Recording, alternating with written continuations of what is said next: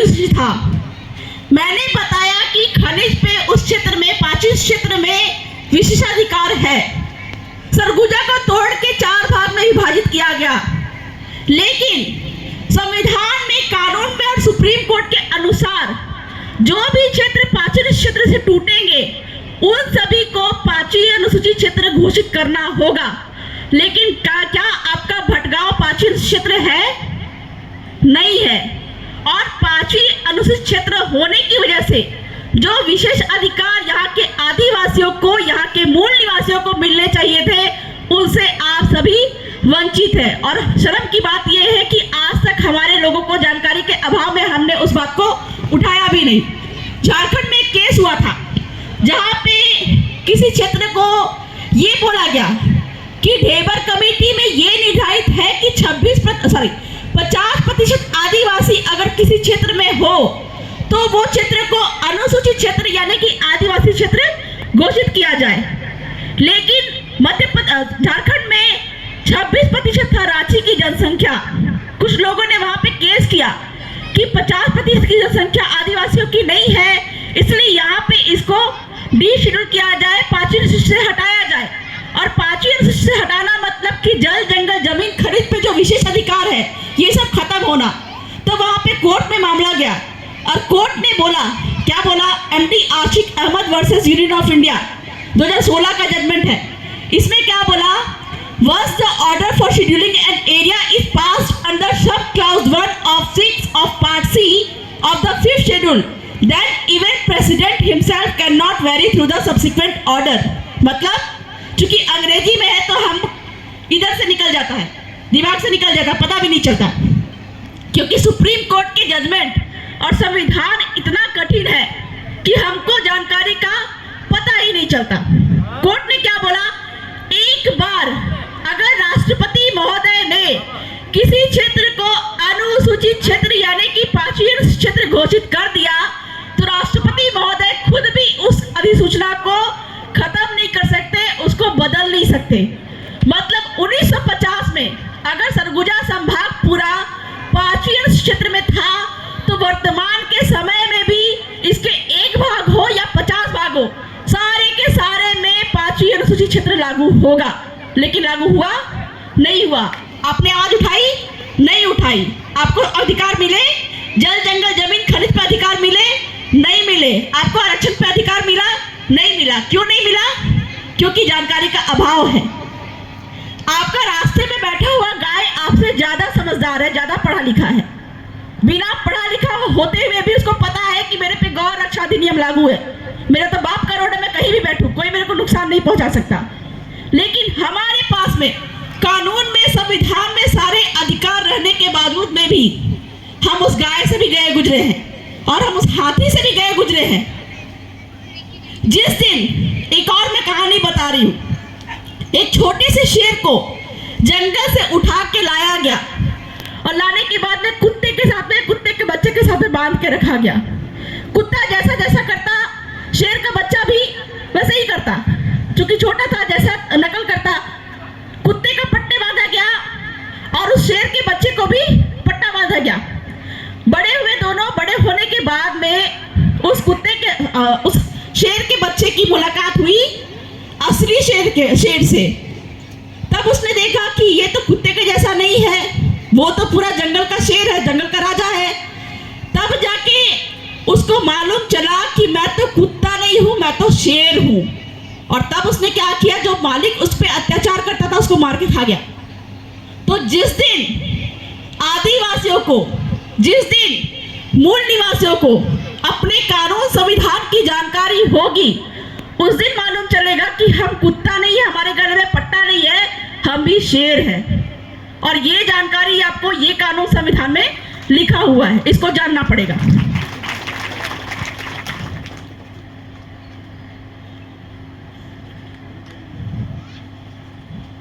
पांचवी अनुसूची अगर यहाँ पे लागू हो जाता है तो क्या होगा? एक तो वो जमीन जो बोल रहे हैं कि सरकारी जमीन है, सरकारें ले जा रही हैं। एक बात मैं बता दूं, आपके पूरे देश में कोई भी टेनेंसी एक्ट हो या लैंड रेवेन्यू कोड हो, आपके छत्तीसगढ़ में कोई भी काश्तकारी अधिनियम हो, भू राजस्व संहिता हो, उसमें एक बात साफ साफ लिखी हुई है कि एसटी और एससी की जमीन कोई भी सरकार या फिर कहा जाए कि कोई भी अन्य समुदाय के लोग नहीं ले सकते। एसटी की जमीन अगर बिकेगी तो एसटी को ही बिकेगी और एससी की जमीन अगर बिकेगी तो सिर्फ और सिर्फ एससी को ही बिकेगी। लेकिन जानकारी के अभाव में हम अपनी जमीन के अधिकार हम जानते ही नहीं है। अगर एसटी की जमीन कोई अन्य लेके जाए या एससी की जमीन कोई अन्य लेके जाएंगे तो वहां पे जिम्मेदार सिर्फ और सिर्फ कलेक्टर महोदय होंगे, क्योंकि कलेक्टर महोदय के पास में यह अधिकार है काश्तकारी अधिनियम और भू राजस्व संहिता के तहत कि आदिवासी और अनुसूचित जनजाति की जमीन जो है किसी अन्य को नहीं दे बिना उनकी अनुमति के। और जब ऐसा होता है तो कलेक्टर महोदय को भी कोर्ट में खड़ा होना पड़ेगा, जैसे कि हमने किया है गुजरात राज्य में। गुजरात राज्य में 4 राज्यों की जमीन जा रही थी, मध्य प्रदेश, गुजरात, महाराष्ट्र और मध्य प्रदेश। 4 राज्य में 8 लेन की सड़क बना के दिल्ली मुंबई इंडस्ट्रियल कॉरिडोर के नाम पे जमीनें जा रही थी। वहां पे मैंने उनको कानून संविधान पढ़ाया गांव वालों को, और उन्होंने फिर कलेक्टर महोदय को पत्राचार करके बोला कि ये कानून है, ये संविधान है, इसके तहत आप हमारी जमीन किसी कंपनी, किसी सरकार को या किसी को भी नहीं दे सकते। अगर आप ऐसा करते हैं तो आप पे भी आईपीसी की धारा 124A के तहत हम देशद्रोह का केस लगाएंगे। कलेक्टर महोदय डर गए और डरने के बाद में उन्होंने 1 साल तक उसको रोक के रखा और फिर गांव वाले नहीं माने, कोर्ट गए। कोर्ट जाने के बाद में कलेक्टर महोदय को भी वहां पे कोर्ट के सामने खड़ा होना पड़ा, और जब खड़े हुए तो उन्होंने कहा कि 1 साल तक हम यहाँ पे अधिग्रहण नहीं कर पाए, इसलिए भूमि अधिग्रहण कानून 2013 के तहत हम यहाँ पे जमीन अब नहीं ले सकते। पूरा का पूरा अधिसूचना खत्म हो गया। तो कलेक्टर महोदय को भी न्यायालय के सामने, हाईकोर्ट के सामने खड़ा होना पड़ गया।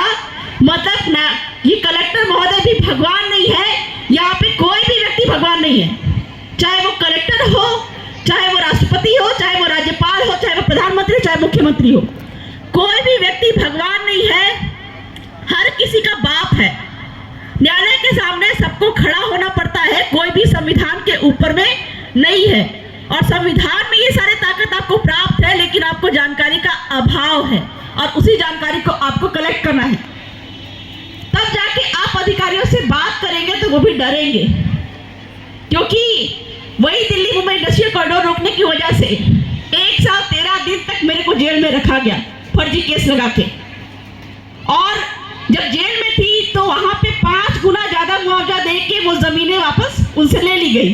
जब तक मैं जेल में थी तब तक, बाहर रहती तो अधिकार कानून की जानकारी देती। बाहर आने के बाद वहां पे कोर्ट ने क्या बोला, 1 साल 13 दिन तक जब जेल में थी, कोर्ट ने बोला बबीता कच्छप एक समाज सेवी है और कानून संविधान की बातें बताना, अपने लोगों को जागरूक करना कहीं से भी राजद्रोह की कैटेगरी में नहीं आता है। ये बात उन्होंने कही। इसीलिए मैं आपको कह रही हूं कि कानून संविधान को सीखिए, क्योंकि जिस समय पे मुझे गिरफ्तार किया गया था, और गिरफ्तार करने वाले भी कौन थे, मतलब किसी को फर्जी, एक बहुत ही शर्मिंदगी वाली बात है जब हम झारखंड और छत्तीसगढ़ से बाहर जाते हैं तो यहाँ के निवासियों को बहुत ही अलग नजर से देखा जाता है। मैं झारखंड की हूँ और मेरी शादी हुई है राजस्थान में, भील प्रदेश में, भील आदिवासियों के बीच में। जब झारखंड और छत्तीसगढ़ से कोई जाते हैं तो वहां पे यही बोला जाता है कि ये लोग नक्सली लोग आ गए। ये बहुत बड़ी शर्मिंदगी की बात है, जबकि हमारा छत्तीसगढ़, हमारे झारखंड में इतने सारे खनिज है, लोहा, सोना, चांदी या कह लीजिए कुछ भी। अंग्रेजों ने अपना जो है रिसर्च किया था यहाँ पे, और पूरे देश में कहीं पे भी इतना खनिज नहीं है जितना कि आपके छत्तीसगढ़ में है, आपके झारखंड में है। यही कारण है कि यहाँ पे नक्सलवाद को बोला जाता है कि यहाँ पे नक्सलवाद है। ये फैलाया हुआ प्रोपेगेंडा है। और यहाँ के निवासी, चाहे यहाँ के मुख्यमंत्री भी जाके वहां पे क्यों नहीं चले जाए, लोग यही बोलेंगे कि देखो नक्सलवादी आ गया। तो ये बहुत बड़ी शर्मिंदगी वाली बात है जो मेरे को झेलना पड़ा है। और यही कारण से अरेस्ट करने वाले कौन थे, अरेस्ट करने वाले लोग थे आतंकवाद निरोध दस्ता। मतलब किसी ने बोला झारखंड से आई हुई है, नक्सलवादी है, जबकि उसके पहले मैं सुप्रीम कोर्ट में पिटीशन डाल के रखी हुई थी और चीफ जस्टिस ने उस केस को लिया था। और खुशी की बात यह है उसी का हियरिंग ये मंडे को लगा हुआ है, जो सुप्रीम कोर्ट में मैंने एक पिटीशन डाला था 5 यूनिवर्सिटी को लेके। लेकिन वहां पे एटीएस ने गिरफ्तार किया और कहा कि झारखंड की नक्सली आई है। लेकिन 1 साल 13 दिन के बाद कोर्ट ने बोला कि बबीता कच्छप एक सोशल एक्टिविस्ट है, सामाजिक कार्यकर्ता है। पुलिस एक भी इनके खिलाफ में सबूत पेश नहीं कर पाई है। लेकिन एक जो दर्द था वो मेरे पास में आज भी है कि झारखंड छत्तीसगढ़ के होने की वजह से ही हमको नक्सलवादी क्यों बोला जाता है। इस पे भी सदन में हमको आवाज उठाने की जरूरत है। यहाँ पे एक मुद्दा बहुत ही जोर शोर से आ रहा है।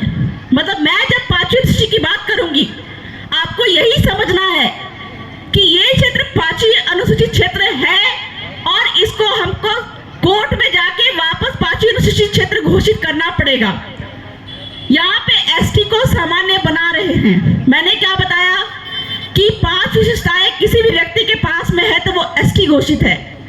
अब जैसे ही कोई एसटी या जैसे ही कोई एससी से उनका स्टेटस छीन लिया जाता है, उसके बाद क्या होता है कि 5वीं सूची में जो जल जंगल जमीन और खनिज का विशेष अधिकार है, आरक्षण का अधिकार है, ये सारा कुछ इनसे छीन लिया जाता है। मतलब सरकार जो एसटी और एससी की जमीन नहीं ले सकती, मोदी सरकार भी आए तो जमीन नहीं ले सकती, आपका छत्तीसगढ़ सरकार आए तो भी जमीन नहीं ले सकती।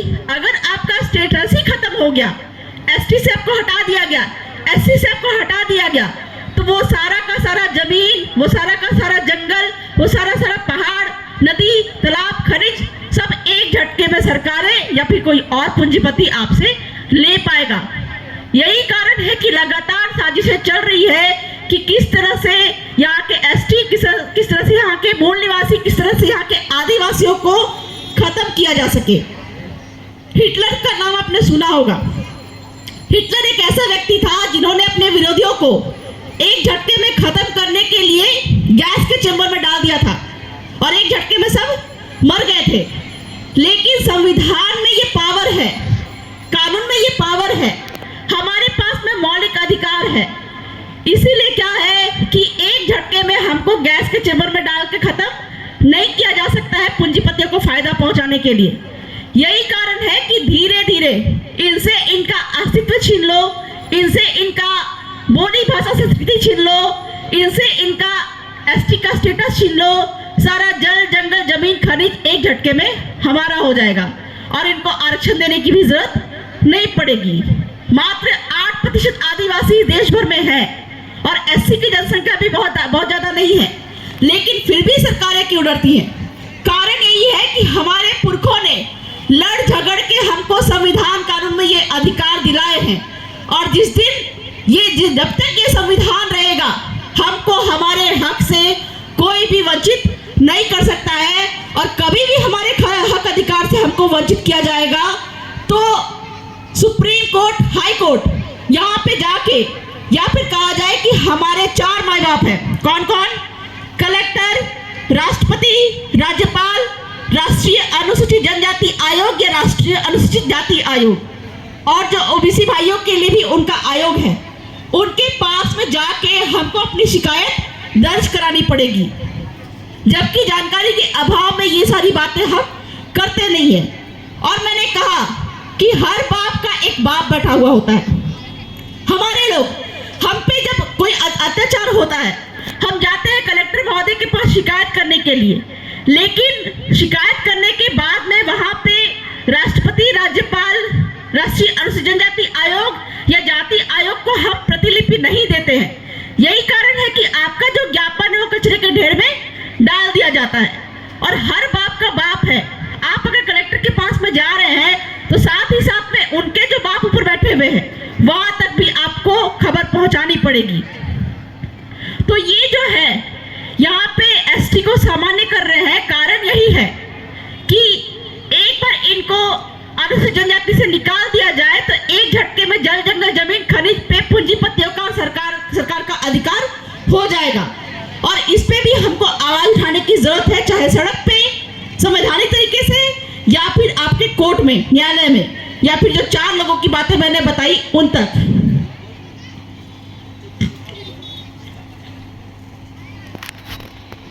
एक बहुत अच्छा जजमेंट आया है जिससे हमारे झारखंड में बहुत सारा मतलब खुशी का माहौल है महिलाओं में। जहाँ पे एक गोंड आदिवासी आपके क्षेत्र की है, छत्तीसगढ़ की, उनके जो बच्चे हैं वहाँ पे अनुसूचित जनजाति की महिला को जमीन में पैतृक संपत्ति में हिस्सा नहीं है। हाँ, खरीदी हुई कोई चीजें हैं उसमें भले उसको अधिकार मिल सकता है, लेकिन पैतृक जमीन में हिस्सा नहीं है। क्यों नहीं है?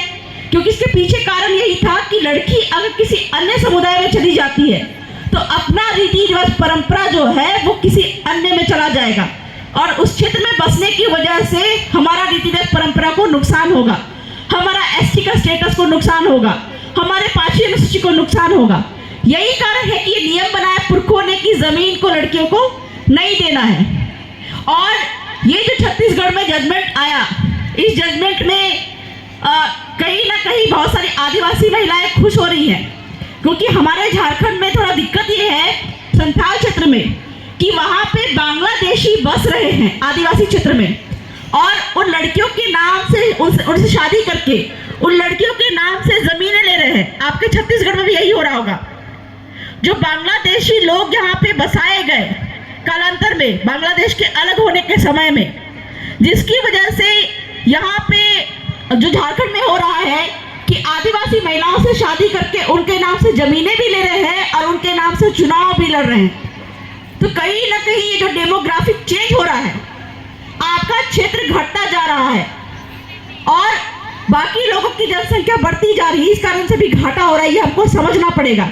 जैसा कि सरगुजा में हुआ, सरगुजा संभाग को 4 भाग में तोड़ दिया गया।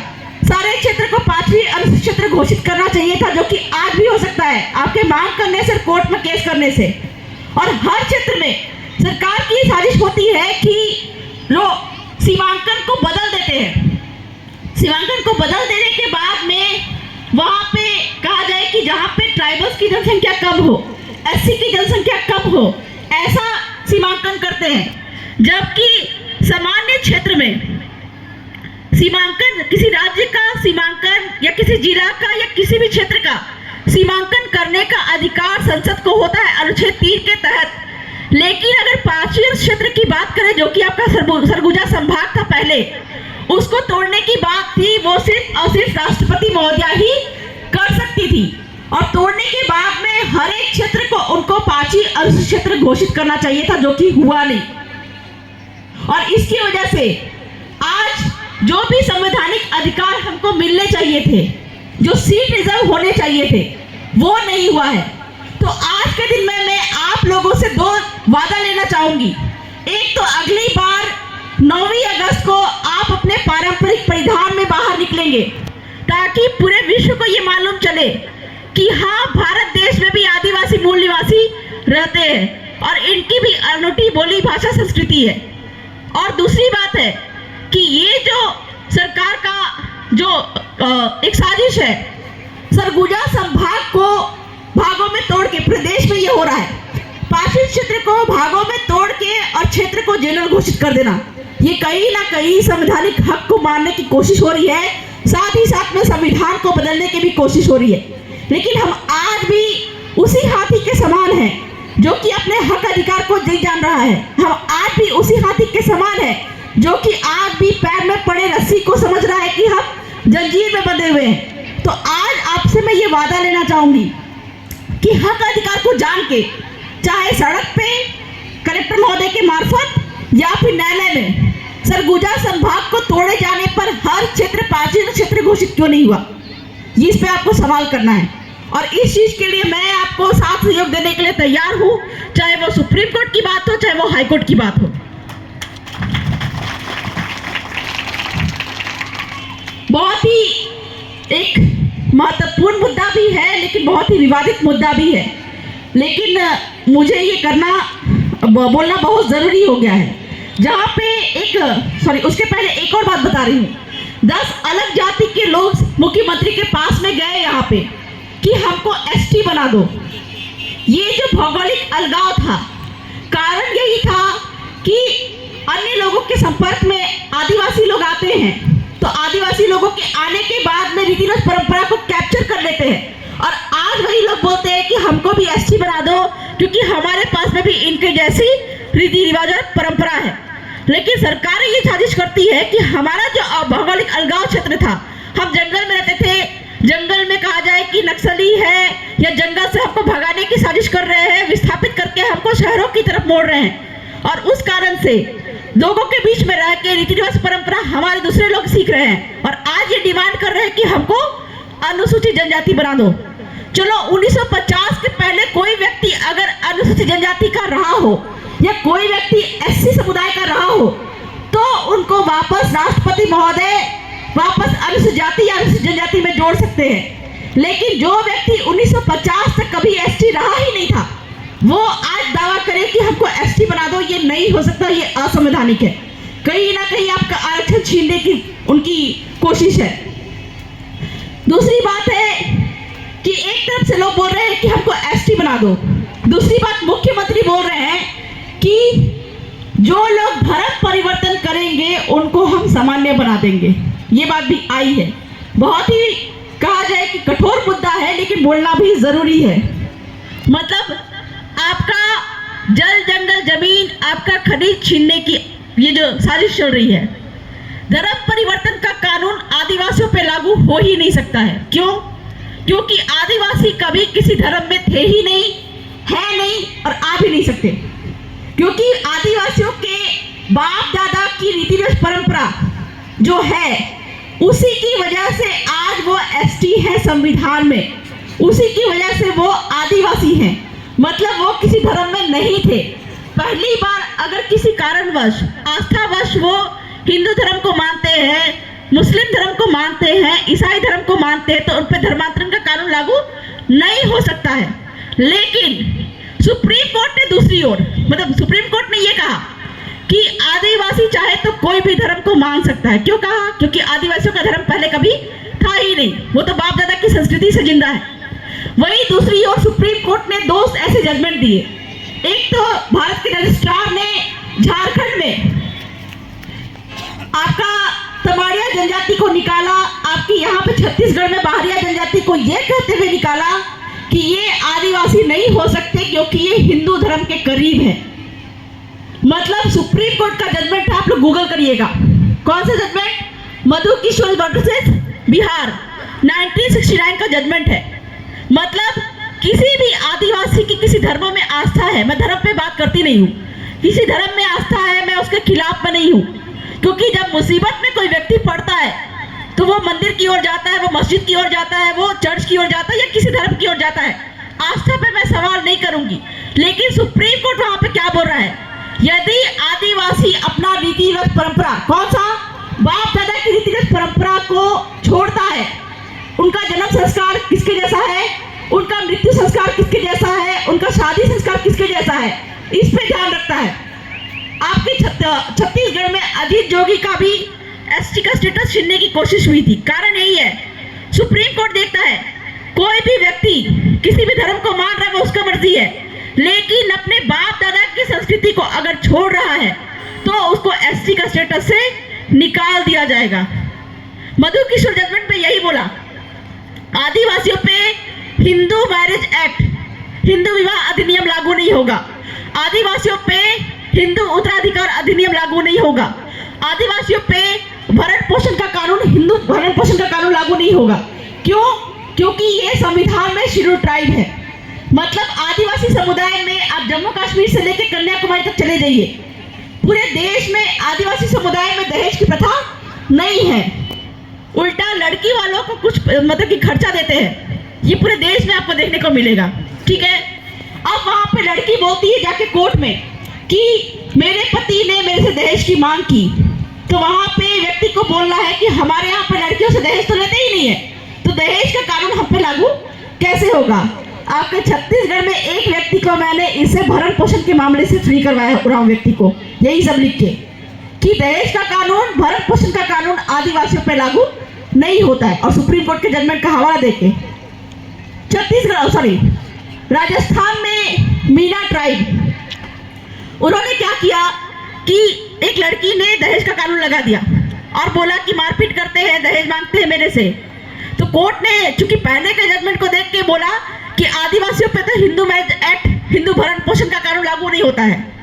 लेकिन कोर्ट ने क्या बोला कि इनका जन्म संस्कार कैसा है, इनकी शादी कैसे हुई है। तो शादी का वीडियो उन्होंने देखा और वीडियो में देखा कि वो ब्राह्मण बुला के फेरे करवा रहे हैं, ठीक है, वो ब्राह्मण बुला के मंत्रोच्चारण कर रहे हैं और फिर आपका अग्नि में हवन कर रहे हैं, फेरे ले रहे हैं, 7 फेरे, प्लस कार्ड में ओम गणेशाय नमः लिखा हुआ है। तो कोर्ट ने क्या बोला कि चूंकि ये इनकी शादी हुई है वो हिंदी रीति रिवाज से हुई है, इस कारण से भले कानून में लिखा हुआ है कि हिंदू मैरिज एक्ट पे लागू नहीं होगा, लेकिन चूंकि इन्होंने शादी हिंदू रीति रिवाज से की है इसलिए इन पे हिंदू मैरिज एक्ट लागू होगा, लड़का को जेल जाना पड़ेगा और भरण पोषण देना पड़ेगा। मतलब समझिए, जब तक आप अपने बाप दादा की संस्कृति को मानते रहते हैं, है ना, आप पे हिंदू मैरिज एक्ट लागू नहीं होगा, आप जेल नहीं जाएंगे। लेकिन जिस दिन आपने छोड़ दिया, अपना जन्म संस्कार कैसे किया, पुरखौती रीति रिवाज से नहीं की, मृत्यु संस्कार पुरखौती रीति रिवाज से नहीं की, शादी संस्कार पुरखौती रीति रिवाज से नहीं की, तो आप पे ये सारे कानून लागू होंगे, आपको जेल जाना पड़ेगा।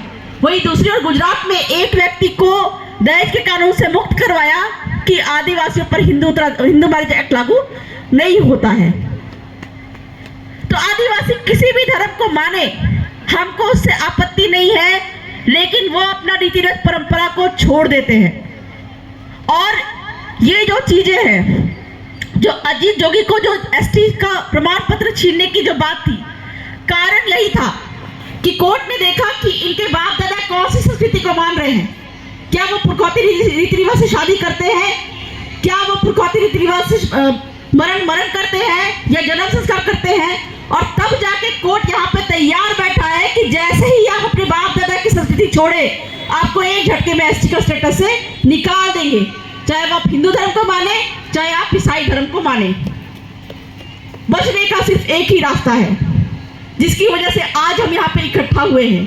क्या है, हमारे अनूठी बोली भाषा संस्कृति, मतलब जो हम नाचना गाना करते हैं, हमारा पारंपरिक परिधान है। हम एसटी क्यों हैं?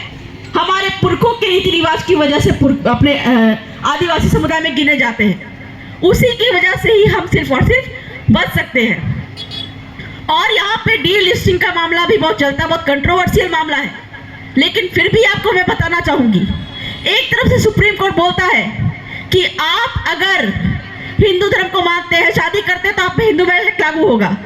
और एक व्यक्ति का भी मतलब कि ऐसे ही मामला गया ईसाई समुदाय का, तो कोर्ट ने यही बात बोली कि आप किसी भी धर्म को मान सकते हैं, बशर्ते कि आप पुरखों की रीति रिवाज परंपरा को नहीं छोड़ते, आपका एसटी का स्टेटस नहीं छीना जाएगा।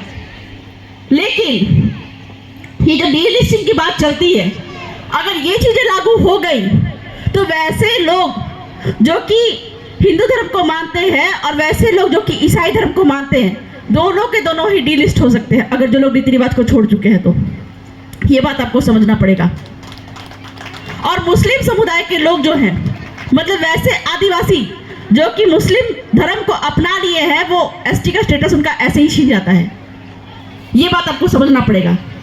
लेकिन बाकी धर्मों में अगर को आप मानते हो तो बाप दादा के रीति रिवाज को आपको नहीं छोड़ना पड़ेगा। और ये जो डी लिस्टिंग की बात जो है, इसका कारण सिर्फ और सिर्फ यही है कि 5वीं अनुसूची घोषित क्यों है, क्योंकि आप एसटी हैं। 5वीं अनुसूची घोषित क्यों है, क्योंकि आप एसटी हैं, और आप एसटी हैं, इस कारण से जल जंगल जमीन खनिज का अधिकार सुरक्षित है। आप एसटी हैं, इसलिए जल जंगल जमीन का अधिकार सुरक्षित है, यहाँ के एससी सुरक्षित है, यहाँ के ओबीसी सुरक्षित है। और जिस दिन ये एसटी का स्टेटस खत्म हो जाएगा, कैसे, हिंदू धर्मी आदिवासी और ईसाई धर्मी आदिवासी को डी लिस्ट करके जैसे ही उनको निकाल दिया जाएगा एसटी से, एक झटके में पूंजीपति अडानी अंबानी, एक झटके में सरकार यहाँ पे जमीन ले सकेगी। बहुत बहुत बधाई, करिए डी लिस्टिंग। तो ये डी लिस्टिंग साजिश है, किस तरह से आदिवासियों की जनसंख्या खत्म की जाए, किस तरह के यहाँ के एसटी एससी ओबीसी की जमीन जो है एक झटके में छीन ली जाए, ये साजिश है डी लिस्टिंग की। और हम ये समझ रहे हैं कि हमारे जैसे प्रकृति पूजक जो कि बाप दादा के परंपरा से शादी कर रहे हैं, बाप दादा के परंपरा से विवाह कर रहे हैं और जन्म संस्कार कर रहे हैं, मृत्यु संस्कार कर रहे हैं। मैं खुद, मेरी शादी भी पुरखों के रीति रिवाज से हुई है। एक तरफ से तो मेरे को खुश होना चाहिए कि हिंदू वाले भी निकल जाएंगे, ईसाई वाले भी निकल जाएंगे, मुसलमान तो एक झटके में हो ही गए हैं। एसटी से अलग, तो ये निकल जाएंगे, तो हमारी जनसंख्या कम बचेगी और हमको आरक्षण का पूरा लाभ मिलेगा। ये हमारी जो गलतफहमी है, गलत बात है, क्योंकि लोकल कमेटी वहाँ पे तैयार बैठा है। 50% की जनसंख्या किसी क्षेत्र में अगर है तो ही वो अनुसूचित क्षेत्र घोषित होगा, समझे?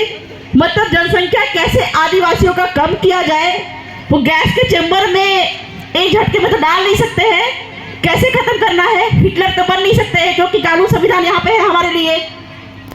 एक झटके में तो खत्म नहीं कर सकते हैं, लेकिन एक झटके में डीलिस्ट करके हिंदू धर्म में आस्था रखने वाले आदिवासी, ईसाई धर्म में आस्था रखने वाले ईसाई और प्रकृति पूजक जो पुरखों की रीति रिवाज परंपरा को ढो रहे हैं, उनको भी एक झटके में खत्म कर देना है। ये है साजिश, आपको समझना पड़ेगा कुल मिला के। तो हमारे पुरखे, उनके पास में ना तीर धनुष था, सॉरी, उनके पास ना कागज कलम था, ना कानून संविधान की जानकारी थी। वो लड़ते थे, तीर धनुष की लड़ाई लड़ते थे। लेकिन आज के दिन में अगर हम तीर धनुष की लड़ाई लड़ेंगे तो हम पे आईपीसी तैयार बैठा हुआ है, हम पे सीआरपीसी तैयार बैठा हुआ है, जो कि बीएनएस और बीएनएसएस हो गया है। हमको तुरंत पकड़ के जेल में डाल देंगे। इसलिए भाई लोग, हमको अब अपने लड़ाई का तरीका बदलना पड़ेगा। वो तीर धनुष से नहीं, कागज कलम की लड़ाई हमको लड़नी पड़ेगी, क्योंकि ये कागज कलम की लड़ाई अगर आप नहीं लड़ेंगे, अभी तीर धनुष लेके आप सड़क पे निकल जाएंगे अगर, तो तुरंत आपको पकड़ के जेल में डाला जाएगा। जेल में डालने के बाद में न्यायालय में मामला चलेगा, और न्यायालय में जब मामला चलेगा तो वहां पे क्या तीर धनुष से वकील लड़ाई करेंगे? नहीं, वहां पे लड़ाई लड़ेंगे बहस से, कानून से, संविधान से, कागज कलम से। तो जो काम कल होना है वो आज हम क्यों नहीं करें? सड़क पे तो निकलना है, लेकिन संवैधानिक तरीके से निकलना है, क्योंकि ये भी लोकतंत्र का एक हिस्सा है। संविधान का अनुच्छेद 19 और 13 हमको ये इजाजत देता है, 13(1) और 13(2) में ये इजाजत देता है कि शांतिपूर्वक तरीके से हम कोई भी मामला अगर हमको पसंद नहीं है तो हम विरोध कर सकते हैं कलेक्टर महोदय को। लेकिन अंत में हमको जो कानूनी लड़ाई लड़नी है वो कोर्ट में ही लड़नी है। तो हम पुरखों के दिन गए जो तीर धनुष से लड़ाई लड़ते थे, आज हमको लड़ाई लड़नी है वो कागज कलम की लड़ाई लड़नी है। तो बहुत ज़्यादा समय हो गया बोलने के लिए, तो बहुत कुछ था मेरे पास में, लेकिन और भी कुछ लोग हैं, इनको भी हम सुन लेते हैं। तो यही बोल के अपनी बातों को विराम करती हूँ मैं, और अगली बार के लिए ये वादा लेना चाहूँगी आप लोगों से कि अगली बार में जब भी ऐसा कोई प्रोग्राम हो तो अपने हक अधिकार को जानने के लिए बहुतायत मात्रा में ज़रूर निकलिए, क्योंकि जब लड़ने की बारी आएगी ना तो कोई भी व्यक्ति आपका साथ नहीं देगा, यही अधिकार आपको काम देगा। तो बहुत बहुत जोहार, जय जोहार, जय आदिवासी, जय मूल निवासी, जय संविधान।